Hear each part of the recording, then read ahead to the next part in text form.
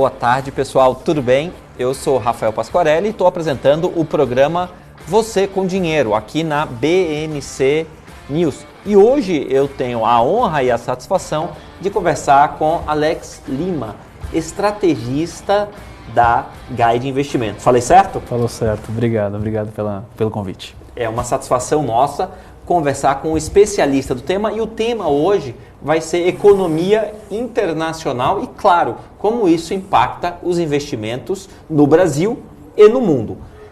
Alex, me fala uma coisa, a taxa de juros o mercado nos Estados Unidos está com a curva invertida. Todo mundo fala isso, a curva está invertida, a curva está invertida.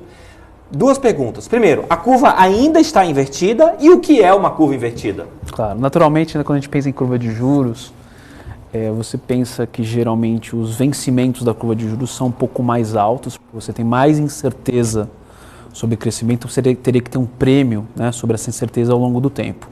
Ceteris paribus, toda a curva de juros é assim.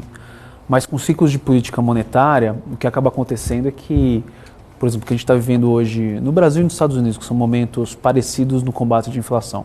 A inflação é tão alta que o Banco Central precisa fazer alguma coisa com relação a isso. Então ele sobe os juros, começa a subir os juros na tentativa de controlar os preços da economia. Chega um momento que o mercado precifica que o Banco Central vai mudar essa política, que o ajuste já foi suficientemente alto e que eventualmente em algum momento ele vai cortar.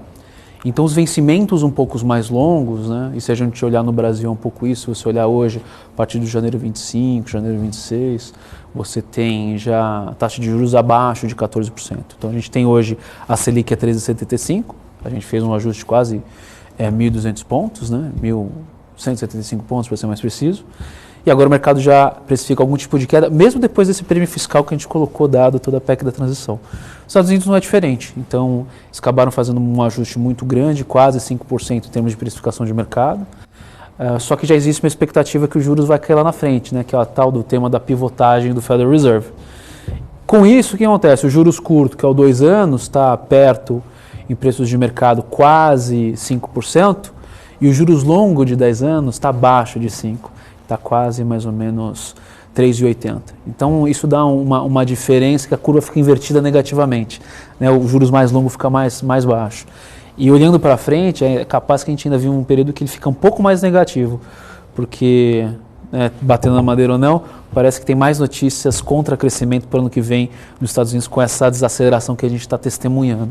Então, a gente, capaz que esse spread que está perto de 80 bips negativo fica um pouquinho mais. Será que vai ficar muito mais? Depende. No Volcker ficou 200 bips negativos, mas também a inflação núcleo dos Estados Unidos era 10%. O Volcker foi presidente do Fed na década de 80, é isso? Exatamente. Ele colocou a Selic deles a quase 15 ao ano, só que em dólar. Foi quase 18, mas a inflação núcleo era cerca de 12, cerca de 11. A inflação headline, que é o IPCA deles, bateu mais de 14. Então ele fez isso para combater. Então era um outro momento, era um nível de preço muito mais dramático, né? Um momento de preço muito mais dramático, a curva ficou muito mais invertida. Então, hoje uma inversão normal seria mais ou menos, já está bastante extrema dado as últimas 2, 3 décadas. Pega os últimos 40 anos, você tem a experiência do Volcker. Os últimos 30 anos parece que já está bastante exagerado. E na década de 80, já que você trouxe esse tema, o aumento de juros nos Estados Unidos ocasionou a quebra dos países, que hoje a gente chama de emergente, mas na época era terceiro mundo, na época não tinha um politicamente correto como tem hoje. Exato. E o que hoje pode acontecer de quebra de país por conta do aumento dos juros, ou você não acredita nessa hipótese? O que está acontecendo está surpreendendo muito o estrategista, né? Geralmente você está completamente correto, o livro-texto fala que quando o dólar é muito mais forte, a taxa de juros em dólares é muito mais forte, você tem de fato uma fuga de capitais para os dólares no mundo. E aí, pela questão de ajustar por beta, ajustar por risco, seja mercado emergente ou país em desenvolvimento, esses países sofrem esses saques, tá, de liquidez. Então o dinheiro vai para a moeda forte. Dessa vez um pouco diferente, porque a moeda forte está sofrendo um juros real negativo, né, um carrego negativo. Então os juros lá, o Fed Funds está quase 5% para um ano, mas você tem a inflação rodando quase a 8%. Então, juros real negativo. Então, os países emergentes que fizeram o ajuste monetário, inflacionário muito antes, estão mais estáveis do ponto de vista de estabilidade de preço. Só que você tem que começar a tirar um pouco dos países que você pode investir. Vamos investir em Rússia em 2023? Acho que não. China tem uma questão de desaceleração, agora está reabrindo, acho que vai mudar um pouco a questão. Índia, ok, né? Então, assim, os países, o Brasil brilha um pouco mais, tá? No sentido, quando você olha os mercados emergentes que tem A, tamanho e liquidez para receber, e B, essa parte macroeconômica mais ou menos em ordem. Me fala uma coisa, o gringo enxerga a questão da PEC aqui no Brasil ou o gringo não está nem aí para isso? Não, enxerga sim, até que o legal de estar numa corretora é que a gente está olhando por um lado o mercado, como qualquer economista, como qualquer área de análise, mas você está sentado do lado do fluxo. E a gente viu o investidor estrangeiro se assustar em alguns dias.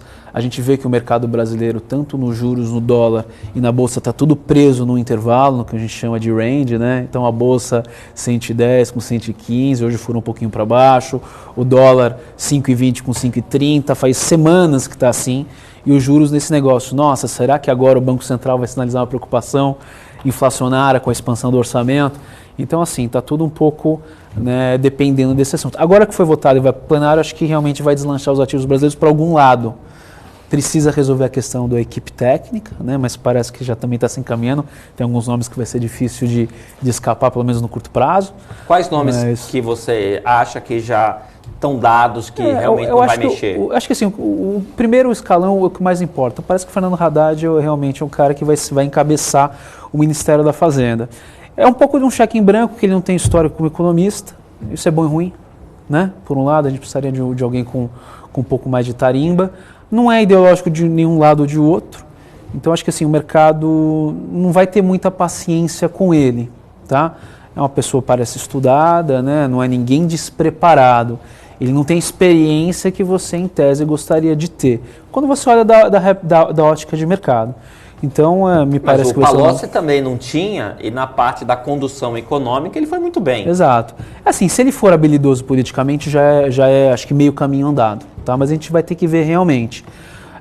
Eu gosto muito de lembrar do livro do Thomas Trauman, né, que é um jornalista brasileiro que olha muito a parte política econômica, e ele escreveu, o nome do livro que ele escreveu é O Pior Trabalho do Mundo, né, que é sempre a cadeira do ministro da Fazenda no Brasil. O Brasil, como todo mercado emergente, tem crises a cada trimestre, parece. Então, não seria estranho o mercado testar o Haddad no curto prazo. Tá?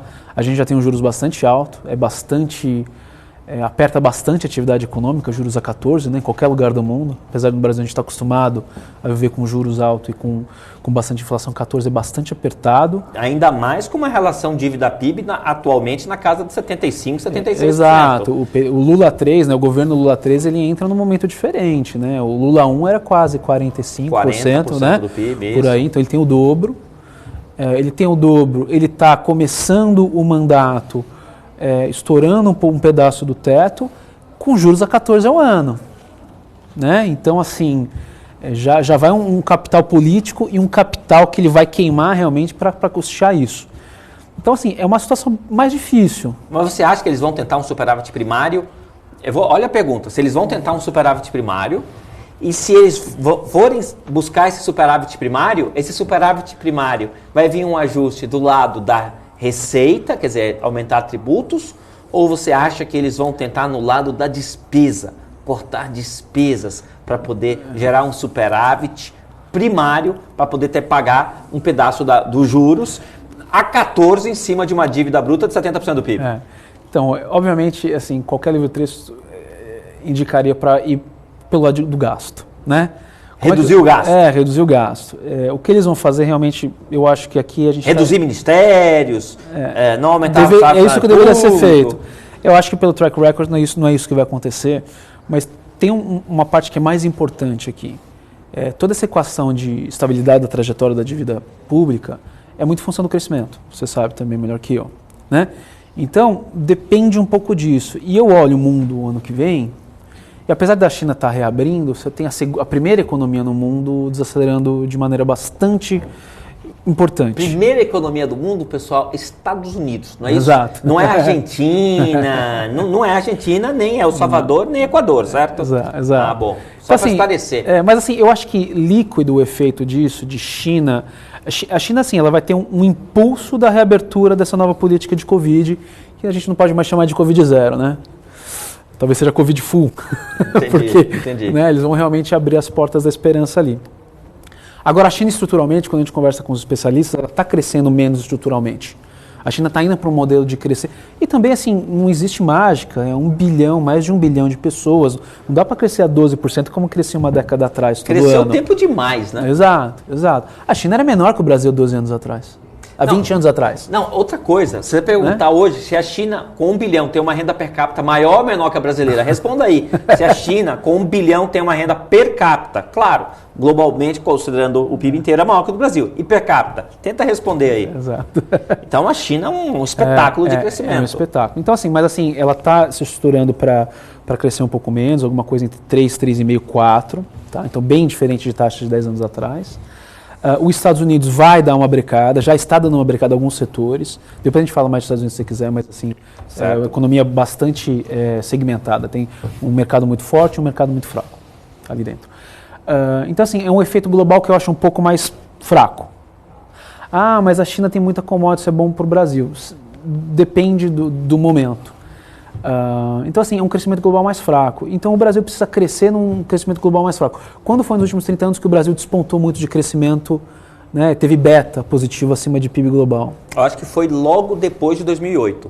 Quando teve lá aquela capa do Cristo Redentor voando, que o Brasil lá cresceu, acho que sei lá quanto, quase 10%. Teve o bom de commodities, mas logo depois da petróleo. Depois devolveu. O Brent bateu $150. Depois devolveu. Eu acho que só esse ano a gente tem um PIB maior que a gente, de um PIB que a gente tinha, eu acho que há uns 14 anos. Mas nos últimos 30 anos, 2, 3 anos. 2, 3 alguma anos, coisa muito assim. Pouco, muito entendeu? Pouco. Então, assim, salvo algum milagre, né, estatístico, vai ser um crescimento para baixo. Então, acho que isso limita muito as opções do que fazer fiscalmente.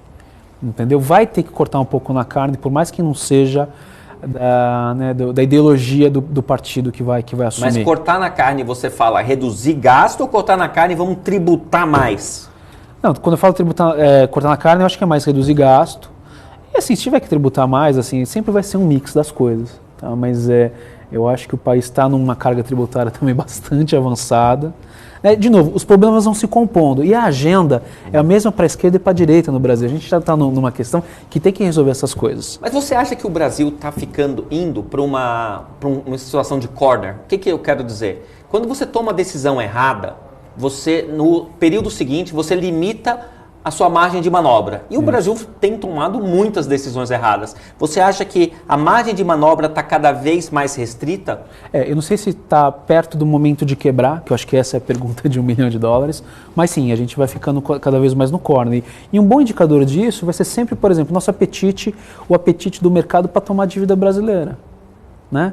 Será que o mercado vai gostar de tomar? O Esteves falou isso recentemente. Exato. Né? Você tem que convencer o credor. Exato. Eu não sei até que ponto o credor vai continuar aceitando comprar a dívida brasileira. Exato. Será que... é ótimo para o investidor pessoa física ter Selic a 16, a 18, a 20. Desde que se pague. Né? Exato.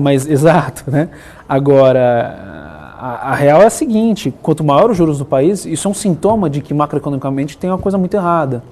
E a gente com juros real a 8, tem alguma coisa errada.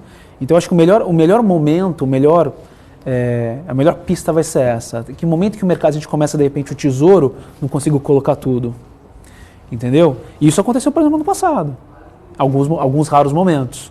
Então, isso é a melhor coisa. Olha, o mercado não está conseguindo absorver esse tanto de dívida para um país que, tudo bem, independente das promessas, né, tem 80% e olhando uma trajetória de 90%, 100% de dívida PIB, com juros real de 8%. Isso não pode dar muito tempo. Acho difícil. E a gente tem sempre que ver a conta, quanto que a gente gasta de serviço de dívida com relação ao PIB. Geralmente os países emergentes que gastam acima de 8, 10 quebram. 8, 10% do PIB em serviço de dívida. Eu não sei quanto que é no Brasil, não fiz essa conta. Não é uma conta difícil. Tá? Mas para pensar. É bastante. Uma conta simples. A conta talvez não seja tão difícil assim. Se a gente tem uma relação dívida PIB de 70%. Isso. E se a gente tem um custo médio da dívida, o custo médio da dívida não é simplesmente 13,75 em cima de 70% do PIB. É o durecho que a gente capta sobre o vértice ponderado. Exato, mas vamos colocar aqui o número. Não deve ser um número abaixo de 8%. Não é. Então, se a gente fala aqui 8% de 70% do PIB, é 8% de 70%, que dá uns 5,6% se minha matemática não estiver errada. E o Brasil é mais ou menos isso. Uns 5,6% eu faria uma conta aqui de cabeça na casa de 6% o serviço da dívida como proporção do PIB. E normalmente quebra com qual proporção? 8,10. Deixa eu tentar mudar aqui um pouquinho, mas falando de Brasil, na inserção do Brasil no mercado mundial, agora que a gente vai ter um presidente que os estrangeiros gostam da agenda ambiental dele. Isso realmente faz diferença para a economia brasileira? Vai fazer? Quer dizer, a gente tem um Bolsonaro que claramente ele era contra a corrente, contra o mainstream. Não, tem que preservar, vamos... E ele dava as butinadas dele, tinha os argumentos dele. O Lula não, ele é mais, digamos assim, diplomático nesse aspecto. Você acha que o Brasil vai colher frutos por ser mais dócil ou aparentar ser mais dócil na questão ambiental? Eu acho que não atrapalha, eu acho que ajuda, né? De novo, o Bolsonaro, que você falou, ele faltava um pouco dessa diplomacia, né? Acho que custou caro do ponto de vista de imagem para o Brasil, para o investidor estrangeiro.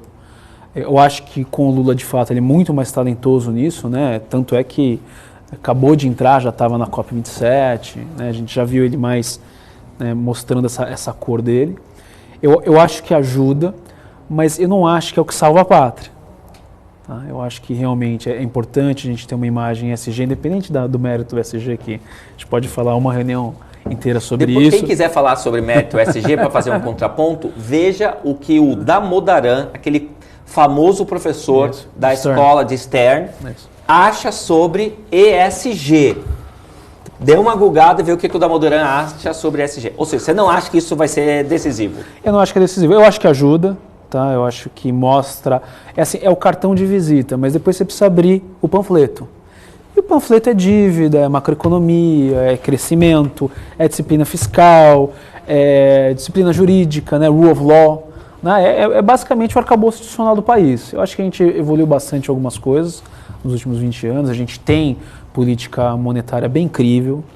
A gente estabeleceu nos últimos anos um arcabouço fiscal que agora está sendo alterado. Não vamos esculachar e falar que acabou, né? Eu acho que está num processo de transição. Parte da discussão da PEC é um compromisso de escrever um novo arcabouço fiscal. Embora colocar 300 bilhões fora do orçamento Exato. No fundo, assim, a gente está pegando a trajetória da dívida do Brasil e dando um shift para cima. Né? Entendi. Que é isso, né? O 145 bi, 164 bi, ele joga para cima, dá um shift inteiro, né? Da mesma maneira que aconteceu ano passado, não sei se você se recorda, que quando houve a primeira tentativa de estouro e o Bolsonaro conseguiu, o nível de juros do Brasil subiu. Exato. Ano passado. Eu acho que as pessoas Foi outubro do ano passado. Foi outubro do ano passado. Você se recorda disso. E eu não tenho dúvida que o que o Brasil vai gastar com juros por conta disso é muito mais do que qualquer programa social que esteja sendo proposto agora. Não, se fizer a conta... Mas é uma conta que o político não faz, né?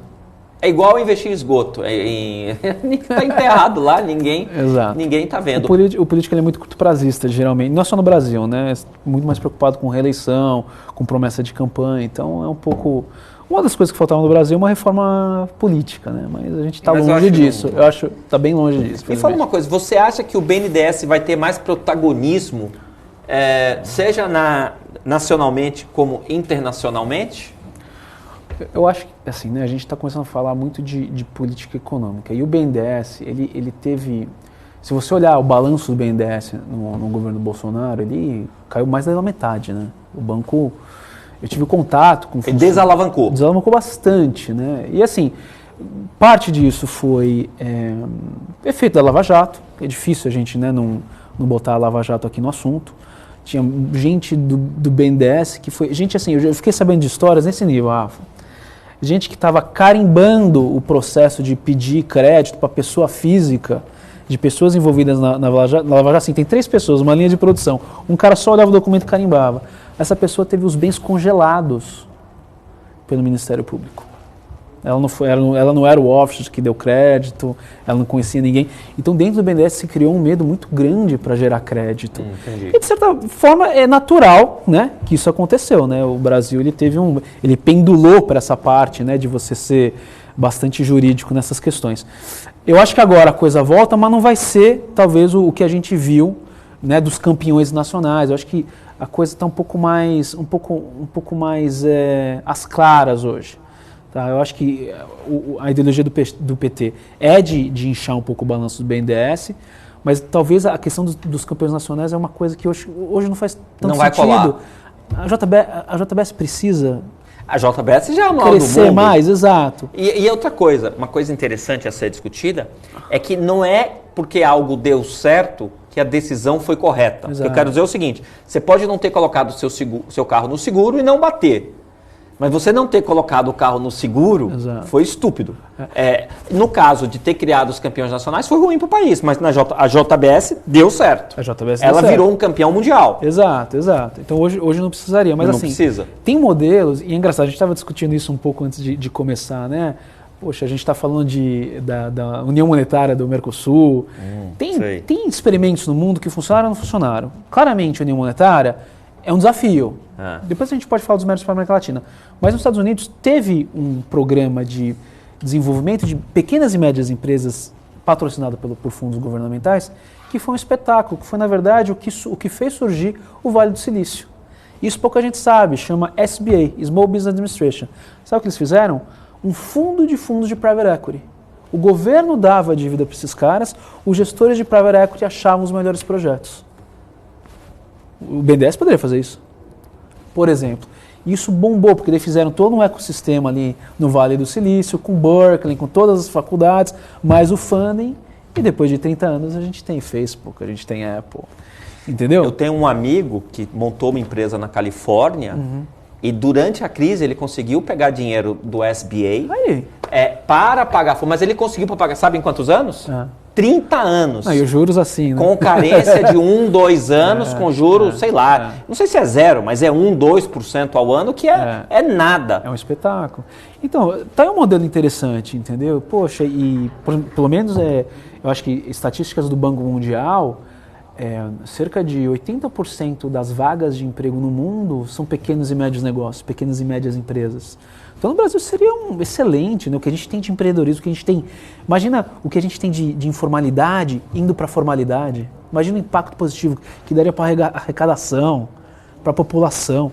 Quer dizer, dá para mexer. Agora, o BNDES tem a capacidade hoje de não tem, mas poderia se quisesse. É um banco imenso, super talentoso, pessoas ali, funcionários de carreira. Então, assim, depende muito da direção. Entendeu? Voltando à questão de investimentos internacionais. Podendo comprar um título americano que vença em 1, 2 anos, a 4,5% ao ano, isso não suga boa parte do dinheiro do mundo? Muito.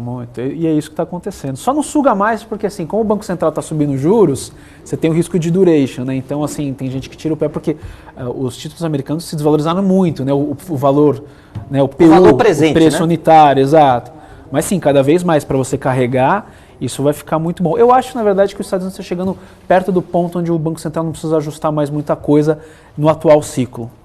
Tá? Eu acho que daqui para frente os Estados Unidos vai passar por um ajuste como natural de ciclo de desaceleração, os lucros das empresas vai cair, a gente já está começando a ver indicadores que implicam que o número de defaults corporativos vão cair, então crédito vai ficar, né, os spreads vão abrir, então o crédito vai ficar mais deteriorado. Então eles vão passar por o número de default vai aumentar, vai aumentar, isso. Vai aumentar. E isso tem correlação com o aumento da taxa de juros e também com o aumento dos spreads de crédito. Então vai passar por uma desaceleração clássica. E a gente está vendo todos esses indicadores agora. Tá? Já dava para ver isso há 6 meses atrás. Agora, então... Eu vou fazer uma pergunta. A pergunta vai ser o seguinte: o investidor brasileiro endinheirado, hoje, que tem dinheiro lá fora, ele está indo para um título público americano, ele está indo para um bond ou ele está indo para empresas americanas? Mas você me responde isso depois do nosso intervalo. Perfeito. Até daqui a pouco, pessoal. Cara, 4% é muita coisa. Cara. Não, e se você pegar de novo...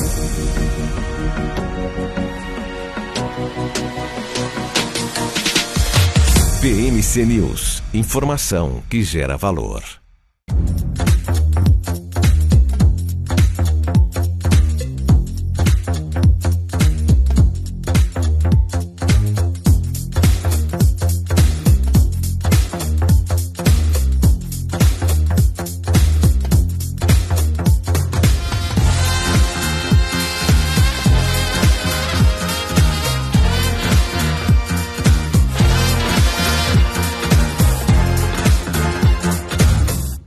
Você está cansado da mesmice? Negociando em plataformas com ferramentas desatualizadas? Falta variedade e funcionalidade? Aproveite nossa grande seleção de ferramentas de trade. Baixas taxas de negociação, suporte em português 24 horas por dia, com mais de 200 criptomoedas disponíveis para trade e a facilidade de depósitos com Pix. Aproveite o futuro agora. Bybit. Abra sua conta hoje mesmo. Bybit.com. Fala time, tudo bem? Eu sou o Rafael Mazelli e eu apresento aqui o A Hora do Trader direto na BMC News. Com o apoio da Bybit, de segunda a sexta, a partir das 8 horas, eu falo tudo sobre o mercado de criptomoedas e também faço muita operação aqui. A gente analisa todo o cenário do mercado, analisa os gráficos e, é claro, não deixa nenhuma oportunidade para trás. Então, se você ainda não conhece a Hora do Trader, não esquece de me acompanhar aqui na BMC todos os dias, de segunda a sexta, a partir das 8 horas. Te vejo lá. A gente vai voltar. Pessoal, estou conversando aqui com o Alex da Guide Investimentos e eu fiz uma pergunta para ele antes do nosso intervalo, que era o seguinte: o investidor endinheirado brasileiro está com dinheiro lá fora, ele está colocando dinheiro num título público americano, num bonde americano ou está comprando bolsa americana? Então, o que ele está fazendo a gente vai descobrir, mas o que eu acho que ele deveria fazer é exatamente isso, ele deveria ir mais para a renda fixa. Eu acho que, de maneira geral, olhando o Brasil e os Estados Unidos, a gente vai ter um ano muito bom para renda fixa. Entendi. Onde você eventualmente vai ter um carrego bom, Selic a 13,75 e quizás, de repente, com o Banco Central sendo incomodado por essa questão fiscal até um pouco mais, mas a gente vai descobrir, inclusive hoje, que a gente tem cupom. E nos Estados Unidos, um juros de um ano a 5%. Então, assim, muito bom para a renda fixa. Eu acho que, olhando no horizonte, tanto para o Brasil, mas mais para os Estados Unidos, é capaz que um ano os juros lá comecem de fato a cair. Então você vai carregar em dólar 5%, com a possibilidade ainda de ganhar com o fechamento de taxa. Então, realmente bastante bom. E aquilo que a gente está falando, deterioração da economia vai ser ruim para a empresa. A empresa está se alavancando mais caro, né? A gente finalmente está vendo as margens das empresas se deteriorando por causa da inflação e porque agora o headline está caindo. Mas o pessoal não falava que comprar ações é um hedge natural contra a inflação, porque as empresas conseguem repassar isso no preço. Quantas vezes eu já ouvi essa tese? Não, isso é verdade, mas depende muito do ciclo econômico, que é essa questão. Talvez no começo de um momento inflacionário, as empresas começam a repassar. O que começa a acontecer quando o consumidor não tem mais poupança? Você não consegue mais, repassar tanto. É isso que está acontecendo nos Estados Unidos. Tá? Então a poupança chegou num nível que era pré-pandemia. Tá? Os consumidores já estão começando a se alavancar em cartão de crédito, então o consumo já está sendo financiado por crédito. E as empresas já atingiram o limite de conseguir repassar. É claro, empresa de commodity é outra coisa. Mas é ciclo. Mas é ciclo. O minério de ferro pode estar dos $150, depois pode ir para 30. Exato. Eu acho que de maneira geral, então assim, depende, a questão da empresa de commodity sempre vai repassar, depende do ciclo. Mas de maneira geral, o que essa crise ensinou, principalmente tem uma discussão muito forte nos Estados Unidos que é o tal do portfólio 40-60, O portfólio clássico americano, para o cara que é mais novo para tomar risco, ele fica 60% em equities, renda variável, 40% em renda fixa. Diferente do Brasil. E 60% mais em papel ou índice? Mais em papel. Papéis de qualidade. O americano tem uma cultura de investimento em renda variável bastante forte e bastante longa. Esse portfólio, neste ano, em 2022, ele foi destroçado. Porque um Treasury de 10 anos com duration mais ou menos de 7 caiu o PU 22%. E a bolsa caiu quase 20%. Então, assim... A única coisa que resistiu foi caixa. Exato, caixa e qualquer coisa que era relacionada à inflação ou commodities. Então, hoje tem E eles não têm NTNB, né? Eles têm, mas é um mercado muito menor.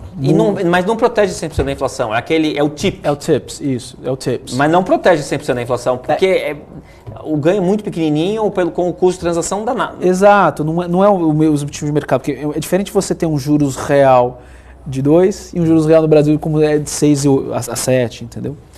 Então, o portfólio deles é mais ou menos isso. Ou seja, em ambiente de inflação, contanto que o país não quebre, é melhor ser brasileiro do que americano. Com certeza. Porque a gente tem NTN bola, não é isso? Para o rentista, com certeza, A vida é que assim, a vida do nosso fundo de pensão é mais fácil, mas também as metas atuais são muito mais altas, Não, mas a pessoa física mesmo. A pessoa física pode ir no Tesouro Direto e comprar uma NTN bola e PCA mais 6. O melhor mundo seria a gente ter os ativos do Brasil de renda fixa com a inflação dos Estados Unidos de anos atrás, Mais ou menos isso. Mas, bem... É isso. Então, essa questão desse portfólio que é renda fixa e renda variável tomou um fumo esse ano. E agora, inclusive eu estava escrevendo isso e pensando nisso na Guide esses dias, você tem que ter, parece que de maneira mais estrutural, commodities no seu portfólio. Se é 5, 10 ou 20, aí você vai mensurar o tipo de risco que você quer. Quando você fala commodities, é o papel de commodities, por exemplo, vou comprar a Vale, vou comprar Petro ou comprar a commodity? Olha, no fundo pode ser os dois, mas o risco é diferente, né? Porque se você tem a commodity direto, é um tipo de risco, primeiro que é mais volátil, mas se você tem o papel, você tem outros tipos de risco, você não fica tão volátil, mas você está alavancado, você tem o risco da empresa. Aí você tem o risco de gestão, né? De repente a empresa pode não reinvestir em projetos, passar dividendo, então tem uma taxa de retorno menor. Então vai depender muito da empresa. Não sei se você lembra que tinha um ex-presidente que queria que a Vale investisse em siderurgia. Não sei se você lembra disso. Faz um tempo. Então isso é uma coisa interessante, sabe? De você ter daqui para frente commodities, porque o que acho que uma grande lição desse ano, de 2022 globalmente, inflação tem o poder de destruir qualquer portfólio. Né? Então, já que isso acontece, tem um pouco de qualquer ativo que seja correlacionado com inflação de maneira estrutural no seu portfólio. Então, acho que isso é uma grande lição que a gente teve em 2022 para todo mundo. Mas, de novo, nos Estados Unidos eles têm menos mecanismos de defesa contra isso. Tem. Aqui no Brasil tem mais. Porque a gente tem esse histórico de hiperinflação e o nosso mercado é muito desenvolvido. O mercado no Brasil é bastante desenvolvido. De renda fixa. De renda variável, não. Não se compara como lá. Entendi. Né? Não se compara como lá. O mercado de DI é o terceiro mercado derivativo mais líquido do mundo. Entendi. Tá? O nosso mercado é bastante desenvolvido em renda fixa. Tem vários instrumentos, várias séries. Né? Então, mas lá realmente renda variável você tem quase 17 mil empresas listadas. Você tem cerca de 15 mil, 16 mil empresas. Exato. É isso daí. Existe um índice pouco famoso chamado Wilshire 5.000. 5.000. O Wilshire, aqui no Brasil, eu acho que se pegar todas as empresas que já tiveram capital aberto, não dá 3 mil. E listadas não dá 300, mesmo as pequenininhas, né? Empresas listadas, eu tenho esse número que eu analisei isso ontem, empresas listadas dá uma 480, 470. Só que tem várias empresas que têm registro na CVM, mas não tem ações na Bolsa. Por exemplo, securitizadora tem que ter registro na CVM, aí vai para uns 700. Mas o que importa é uns 480 empresas, mas não são as 480 empresas que são investíveis. E a capitalização de mercado deve ser baixa, né? Não, sim, uma empresa americana tem mais que a Maior tem mais capitalização de mercado que a Bolsa inteira, a Bolsa inteira brasileira. Eu fiz essa conta acho que outro dia, porque eu estava calculando o efeito de riqueza que teve nessa correção das empresas americanas. Eu peguei um tipo desse índice Wilshire, que é 98% de todas as equities listadas, e dava mais ou menos 64 trilhões de dólares o market cap. Então, olha só. Quanto que é o PIB do Brasil, né? Eu acho que não dá 2 trilhões de dólares. Exato. Então, olha só a diferença de magnitude. Então... Exato. Agora, para o investidor brasileiro, você acha que ele deve seguir o conselho do Rogério Xavier? Rogério Xavier, ele tem a seguinte frase: primeiro você manda seu dinheiro para fora e depois você se manda. Você concorda com esse conselho ou não? Vamos continuar investindo aqui no Brasil? Não, eu acho que a gente tem que ter cada vez mais exposição lá fora. Eu concordo com o Xavier, sim. Aliás, o Xavier é muito engraçado. Eu estive com ele faz um mês atrás lá visitando, fui conhecer... Em Londres ou no Brasil? Não, no Brasil, não na casa dele, né? Aqui no Brasil, no escritório, lá no Rio. E eu acho que o mundo... E isso é uma grande oportunidade para o brasileiro, tanto para descobrir um mundo diferente, tanto para aprender, né? Eu acho que a gente tem muito que sofisticar ainda enquanto investidor, apesar do mercado brasileiro ser bastante interessante, ter bastante profundidade em renda fixa, cada vez mais em crédito, lá fora é um mundo, né? Lá fora é um mundo. Então, de fato, eu acho que tem que ter um pé. Quando a gente faz as contas, eu faço um pouco, às vezes, de conta de gestão de portfólio. Sempre vale a pena ter commodities, sempre vale a pena ter dólar. Né? Então, eu acho que tem que ter. Se é 100%, primeiro, que não é para qualquer um. E aqui tem grandes oportunidades. Assim, querendo ou não, o Brasil tem suas características, mas o juro real é 8, o juro real é 7. Que outro lugar do mundo você tem isso, que a moeda que o governo não defolta? O juro real só investindo no CDI, né? Exato. Só no CDI. De liquidez ali, né? Isso. Que outro país você tem isso, onde o país não faz default em moeda local? Quase não é nenhum. Porque o default em moeda local é É muito difícil, eu não vou dizer que é impossível, porque o Brasil pode emitir. O Brasil não é a Grécia que estava endividada até os tubos e não podia emitir euro. O Brasil pode emitir real. Mas vai gerar inflação. Bom, mas se você já está num título protegido... Se você consegue investir em liquidez, dá tempo de migrar, não dá tempo? Dá tempo. Mas a gente não acha que esse cenário vai se concretizar. Como que você colocaria em percentagens os cenários para a economia brasileira e um deles o default? Eu acho muito difícil. Né? O default, você nem põe o cenário para default? Não coloco o cenário para default. Eu acho que assim, existe, vamos dizer, 30% de chance no mandato dos próximos 4 anos, a gente vê o Tesouro com alguma dificuldade que a gente conversou aqui no começo, alguma dificuldade de colocar tudo isso se a gente continuar realmente com o Selic, vamos dizer, assim, perto de 15. Tá? Isso é bastante desgastante, né, para as finanças do país. Ou seja, você coloca cenário de Selic a 15. Eu acho bastante crível. Não é nada...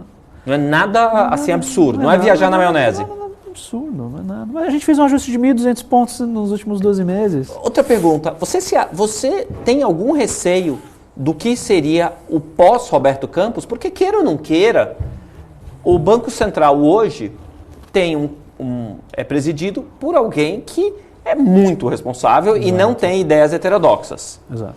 Mas o mandato dele vai acabar daqui a 2 anos ou eu estou errado? Tá certo. Daqui a 2 anos, como que é o processo de escolha do próximo presidente do Banco Central e qual é a chance, não sei se você já parou para pensar nisso, de entrar alguém heterodoxo? Então, alguém que acredite na... Como é que é a moderna teoria... MMT, né? Teoria econômica. Modern Monetary Theory. Olha, eu não acho impossível a gente ter alguém um pouco mais amigável para a ideologia do PT. Agora, a gente também tem que olhar um pouco o track record do Lula, né? Ele geralmente, na parte econômica, ele sempre foi muito pragmático. Tá? Eu acho que, do ponto de vista do mercado, obviamente, Fernando Haddad não era o primeiro nome. Não era, né? Assim, a gente acompanha as rodas. Não era o primeiro nome do PT ou não era o primeiro nome do mercado? Do mercado, não era o primeiro nome do mercado. Eu pensei que o mercado gostasse do Haddad. Não era o primeiro nome. Mas assim, de novo, o mercado está estabilizado, né? A gente achou algum fundo aí na nossa curva de juros, tá? Por enquanto a gente não vê a curva futura implicando nisso que eu acabei de falar, de Selic para cima, né? Isso aqui é uma especulação de que se o Brasil continuar gastando pode subir um pouco mais os juros, que é o que aconteceu, o mercado deu um choque, né? O mercado tirou do preço o que estava 2 meses atrás, que a Selic ia afundar agora na virada do ano. Todo mundo apostava, até o dia 31/10, todo mundo apostava que o juro ia cair rapidamente. Exato. No dia 9 de novembro, o candidato vencedor soltou lá uma frase relativizando a estabilidade fiscal. Exato. E aí o mercado não gostou. Exato. E desde então a gente tem colocado o prêmio, né? Mas não, o que tem acontecido, né? Se a gente parasse de viver esse último mês que a gente viveu, era um pouco claro que se entrasse um governo que executasse aquilo que falou durante a campanha, que era, né, um fiscal um pouco mais relaxado, né, menos respeito ao teto de gastos, você acha que a gente não teria visto o Petrobras cair o que caiu, o Banco do Brasil caiu o que caiu, a curva de juros subir que subiu? Então, assim, eu não acho... obviamente, viver isso é um pouco chato para quem está no dia a dia, mas hoje os preços não me parecem desconectados do que foi dito, do que é mesmo. A gente vai ter que conviver com isso. Agora, é uma gestão assim meio que de mês a mês, né? Ver se tem alguma surpresa, se tem alguma melhora. O governo nem começou, né? Na verdade, o governo nem começou. A gente não tem os ministros. Então, muito que a gente está vendo é um pouco de especulação, né? Precisa chegar, se for o Haddad, precisa anunciar que é o Haddad, sentar. Qual que é o teu plano? Quais são os seus técnicos? Né? Você tem um resenho você tem propostas de reforma, falaram de reforma tributária, que é uma coisa que seria excelente para o Brasil. Então, assim, eu acho que precisa, né, não deixar os cavalos irem na frente da carroça. Quando a Selic estava perto de 2, o Stuhlberg disse que preferia ir para a cadeia a investir num pré-fixado a 2. Não sei se você lembra disso. Você prefere ir para a cadeia por ano ou comprar um título pré-brasileiro Vamos pegar aqui estou olhando aqui o Tesouro Direto. Ontem estava quase 14%, janeiro 24, não estava? Vamos pegar aqui janeiro 24, vamos pegar aqui taxa de resgate, janeiro 24, 13,55. Janeiro caiu 24. Bastante, faz 2 dias que eu olhei. 2 dias, 13,55. Você põe seu dinheiro a 13,55 ou passa um mesinho na cadeia? Então, depende do seguinte. Primeiro, eu sou gestor de fundo e eu sou pessoa física. Você é pessoa física? Eu ponho. Você põe? Eu ponho, sem problema nenhum. Inclusive, coloquei. Você colocou. Mas estava quase 14. Beleza. Um mesinho na cadeia, colocar o seu dinheiro IPCA mais 6,24 num Tesouro IPCA 2055. Sou pessoa física ou sou fundo de pensão? Pessoa física. Então, aí depende. Um mesinho de cadeia. Qual que é o vencimento? 2.000, mas você não precisa ficar até o final. Você pode fazer o trade. Mas isso aí é quase comprar Ibovespa, né? Isso é 70% quase... da vol do Ibovespa. A questão do Ibovespa é que você pode esperar 100 anos e talvez ele não atinja o pico que aconteceu em 2008. Exato. Esse aqui, se você estiver vivo até 2055, você recebe IPCA mais 6,24. Não, eu não acho ruim. Mas, de novo, eu acho que o importante é sempre isso. Quem que você é, né? Entendi. Para fundo de pensão, isso é excelente. Para fundo de pensão, eu acho que tinha que mandar embora metade da equipe de gestão. Cara, compra o título público e vai ser feliz. Obviamente, isso não vai acontecer. Mas, para quem tem dinheiro, hoje é ou não é um dos melhores momentos para investir? Principalmente renda fixa, com certeza. E assim, eu acho que a discussão, será que vai subir mais 50 vezes a Selic por causa de qualquer ajuste? Isso é muito... Peanuts. Exato. Isso é muito marginal, dado o que você vai ganhar ao longo do tempo, né? Com essa taxa de juros, eu acho que o teu capital dobra em 6 ou 7 anos. Tem aquela regrinha, eu esqueci como é. A regra do 72. A regra do 72. Regra do 72. Não, eu já fiz a conta. Vai dobrar em uns 11 anos. Em termos reais. Termos reais. Nominal, então... Imagine, você dobrar o seu capital... todo mundo sabe qual é a regra do 72? Você pega 72 e divide pela taxa que a grandeza está crescendo. Então vamos supor que você aplicou o seu dinheiro a 6% ao ano. Isso. Pega 72 e divide por 6 que vai dar 12 exato. Então, se você conseguisse aplicar o seu dinheiro a 6%, você dobraria o capital em 12 anos. Se você aplicar o seu dinheiro a 10% ao ano, você dobraria o seu capital em 7 anos. Acontece que é IPCA mais 6. Então isso é real, exato. Então, usando a regra do 72, você dobra o seu capital em termos reais em 12 anos. E 12 anos, dobrar o capital... Quanto tempo um japonês vai ter que esperar para dobrar o capital dele em termos reais? Os juros de 10 anos é 0,25.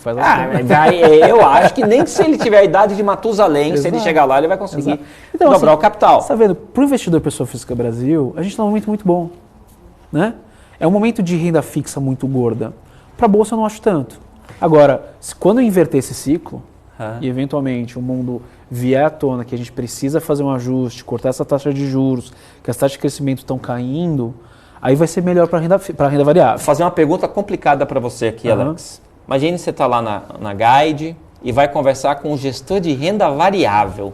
O que você fala para ele? Tenha fé, irmão. O que você fala para o gestor de renda variável? Eu acho que é o seguinte, a gente está no mundo hoje, o juro subiu, né? No mundo inteiro, de maneira geral. E bolsa, você tem que pensar que ele tem um componente de lucro, né? O preço-lucro, né? O tal do valuation. É o preço-lucro. Ele tem um componente que é lucro e ele tem um componente que é preço. O preço foi afetado porque o juro subiu. Então o valor presente do fluxo de caixa de tudo que é renda variável no mundo caiu. Então parte do ajuste é os juros. Outra parte do ajuste é a tua trajetória de lucros. Então se você vamos olhar os blocos no mundo para ver onde não tem armadilha do que eu falo que é o value trap. Tá barato, mas tá barato e vai ficar mais barato ainda. Exato, e o lucro vai cair. Eu não acho que o lucro no Ibovespa vai cair tanto. A gente tem vendas no varejo resiliente, a gente ainda, tudo bem que a gente vai sentir os lags de política monetária, provavelmente crescimento vai, mas a gente ainda está crescendo bastante, né? Então assim, Ibovespa eu gosto. Quais são os setores? Aí isso é uma outra conversa. Queremos surfar um pouco da reabertura de China, são alguns setores, geralmente é mais commodity, né? Mas commodity aí você tem também empresas mais governamentais, então você tem que tomar cuidado com isso, que depende da interferência que a gente vai sofrer. Varejo, depende do varejo. Vamos olhar no resto do mundo. Estados Unidos, umas baita empresas, S&P 500, maiores empresas de captação de mercado dos Estados Unidos. Líderes em tecnologia, líderes em gestão, líderes em diversificação em moedas, né? Os maiores conglomerados. Mas o que vai acontecer lá? Lá os lucros vão cair. Então tá barato, vai ficar mais barato. E lá o preço-lucro é mais esticado. Exato, lá tem mais espaço para cair. E tem um prêmio, né, por ser o que é. Vamos olhar Europa. Putz, Europa os lucros vão cair, vai bater uma recessão super forte lá por causa da crise de energia. Reino Unido, olha que interessante, Reino Unido sofreu muito e as empresas são de commodities, a maior parte da capitalização de mercado, as Glencore, Schlumberger. Então lá é interessante, lá está muito barato porque o que aconteceu pelo fiscal, lá é um negócio interessante. Estou falando com um gestor de portfólio de renda variável global. Vamos olhar para a China. China também está interessante dependendo do setor. Se você não está no setor onde o governo meteu a mão. Então, assim, eu gosto de Brasil, eu gosto de Reino Unido e gosto de China. Eu tenho que fazer o intervalo, mas depois do intervalo, o Alex Lima, estrategista da Guide, vai explicar para a gente quais são os setores que ele mais gosta na China, Inglaterra, Reino Unido, Estados Unidos e Brasil. Eu não perderia se eu fosse você. Depois do intervalo. Até daqui a pouco.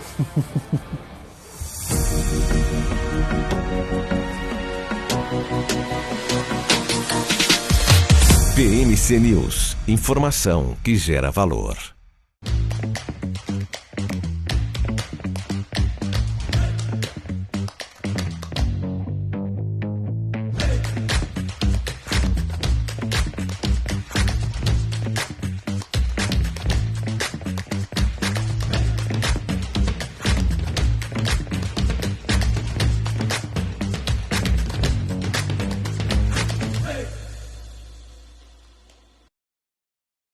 As empresas que fazem parte do seu dia a dia estão em uma das maiores bolsas do mundo, a Nasdaq. E a boa notícia é que você pode investir nessas empresas diretamente pela Avenue, sua corretora nos Estados Unidos. Com os dados das ações dos Estados Unidos fornecidos pela Nasdaq em tempo real, o cliente Avenue pode acessar diretamente as maiores bolsas do mercado americano. Entre neste mercado de tecnologia e inovação. Acesse avenue.com.br/Nasdaq e seja bem-vindo ao mercado global. Fala time, tudo bem? Eu sou o Rafael Mazelli e eu apresento aqui o A Hora do Trader direto na BMC News. Com o apoio da Bybit, de segunda a sexta, a partir das 8 horas, eu falo tudo sobre o mercado de criptomoedas e também faço muita operação aqui. A gente analisa todo o cenário do mercado, analisa os gráficos e, é claro, não deixa nenhuma oportunidade para trás. Então, se você ainda não conhece a Hora do Trader, não esquece de me acompanhar aqui na BMC todos os dias, de segunda a sexta, a partir das 8 horas. Te vejo lá. Estamos aqui de volta no programa Você com Dinheiro. Hoje estou conversando com Alex Lima, estrategista da Guide. Alex, me fala uma coisa, quais são os setores que você mais gosta no Reino Unido? Antes que o pessoal que está nos assistindo fale, como é que eu vou investir no Reino Unido? Ou nos Estados Unidos? Hoje a gente tem BDR, dá para você se aproveitar disso, certo?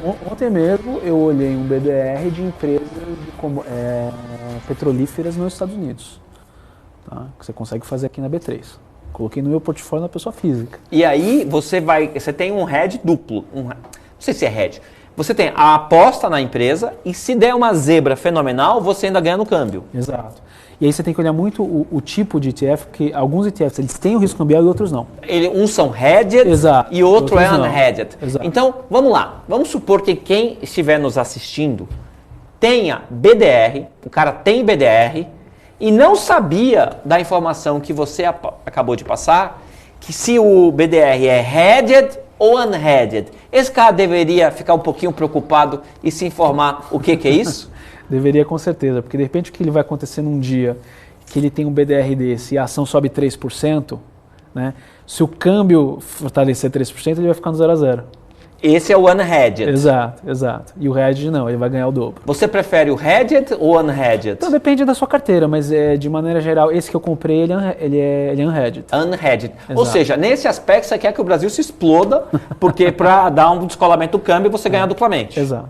Não que eu não estou dizendo que o Alex Lima quer que o Brasil se exploda. É só um comentário de resultado, caso isso aconteça ou aquilo aconteça. Agora, para quem quer seguir o que o papel está desempenhando lá fora, mas em real, aí tem que pegar a alternativa hedged. Isso. Ou então o cliente também pode fazer, você precisa de um outro passo, se tem acesso a derivativo, você faz o hedge via futuros aqui. Futuro de dólar. Futuro de dólar mini, né? Ela é Entendi. Não, a gente dá o maior apoio que vocês operem Exato. mini, vão fazer a economia girar e fazer as corretoras ganharem Um pouquinho, porque as corretoras estão numa situação bem difícil, certo? As corretoras, o volume diminuiu ou não diminuiu? A gente sentiu bastante com Copa e final de ano os volumes Mas caindo mesmo bastante. sem Copa, a questão de um pouco de desânimo na renda variável, isso afetou as corretoras. Afeta bastante, né? De maneira geral, a gente vê os volumes na B3 caindo. E aí cai a participação de todo mundo. Você já respondeu uma pergunta que eu fiz, mesmo sem saber que respondeu, porque você aparentemente gosta do setor de commodities, de petróleo, no mercado americano. Isso, eu gosto.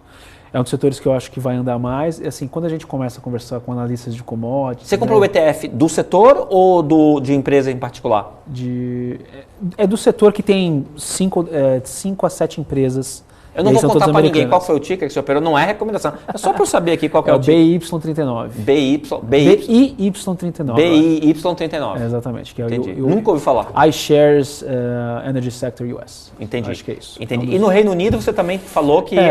Mas daí acho que no Reino Unido eu não olhei os ETFs ainda, né? Que eu acompanho, não olhei os ETFs. Mas eu acho interessante as empresas de commodity do Reino Unido que sofreram essa reprecificação, mas as empresas, o resultado não tem nada a ver com essa questão fiscal que a gente viu, tá? Então eu acho que lá tem espaço para andar. E na China, empresas ligadas à abertura. Agora tem uma notícia boa e uma notícia ruim. Eu acho que a abertura vai impactar ainda nos próximos meses, mas muita empresa já andou muito. Então Cassinos Wynn, não sei se você consegue olhar o gráfico, subiu 80%. Como que é o ticker? Wynn, né? WYNN. WYNN. É o nome da empresa. Né? Sim, é do Wynn de Las Vegas. Do Wynn de Las Vegas. Eles têm um cassino em Macau. Dá uma olhada no preço da ação. Entendi. Explodiu 80%. Entendeu? Então já começou a mexer preço em muita coisa.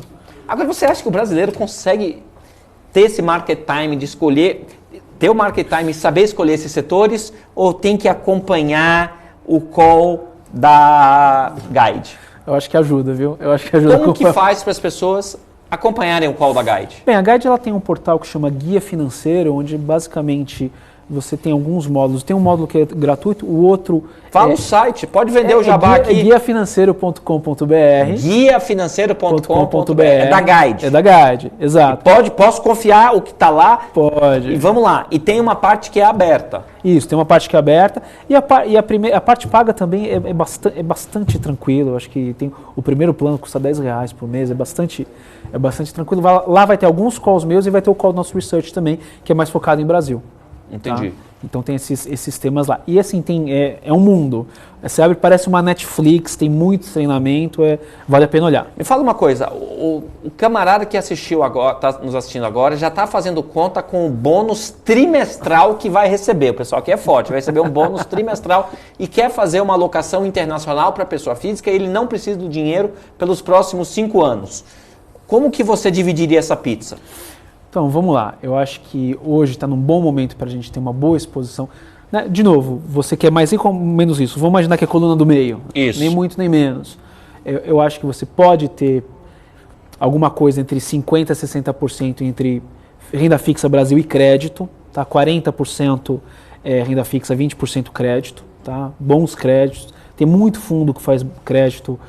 Fundo de crédito corporativo, tem fundo de termo muito bom no Brasil. Quem não conhece, vai olhar os fundos de termo, são estratégias bem interessantes. E aí o resto, eu acho que a gente pode fazer alguma coisa como 10, 15% empresas ligadas a commodities, tá? E dependendo do teu risco, alguma coisa mais de bolsa. Mas pegar a tua pizza de bolsa, que seja 15% ou 20%, e diversifica internacionalmente. Não fica 20% no Ibovespa. Né? Coloca metade no Ibovespa. Bota 3% em China, 3% nos Estados Unidos, 3% no Reino Unido. Dá uma diversificada. E pode ser tudo via BDR. Exato. A B3 não vai ficar chateada, Exato. Vai ganhar dinheiro do mesmo jeito. E viu, B3? Não fica chateado. Você também vai ganhar dinheiro que vai operar via BDR. E metade fica indexado no dólar. Faz unhedged. Entendi. Entendeu? Porque quando cai a carteira de equities no Brasil, o dólar sobe.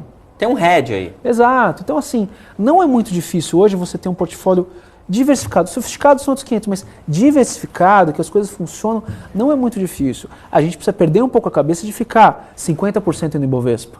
E nunca all-in. Exato, entendeu? Porque a gente tem muito risco macro. O Ibovespa é um ativo de muito risco macro. Né? E com juros altos é difícil dele andar muito. O Ibovespa tem tudo para estar nos 150 mil pontos, mas a gente precisa fazer a lição de casa do ponto de vista macro. E a gente está vendo que já não começamos da maneira que imaginávamos. A gente está saindo dos boxes. Exato. Do ponto de vista fiscal. Exato. Pessoal, eu conversei hoje com Alex Lima, Ele é estrategista da Guide Investimentos. Foi um prazer ter essa conversa com ele e a gente aprendeu muito aqui com ele sobre como enxergar a situação econômica do mundo e os impactos por setor, por região. Alex, muito obrigado. Um prazer, até a próxima. Pessoal, um abraço, até amanhã com Felipe Ferreira aqui no Você com Dinheiro. Um abraço.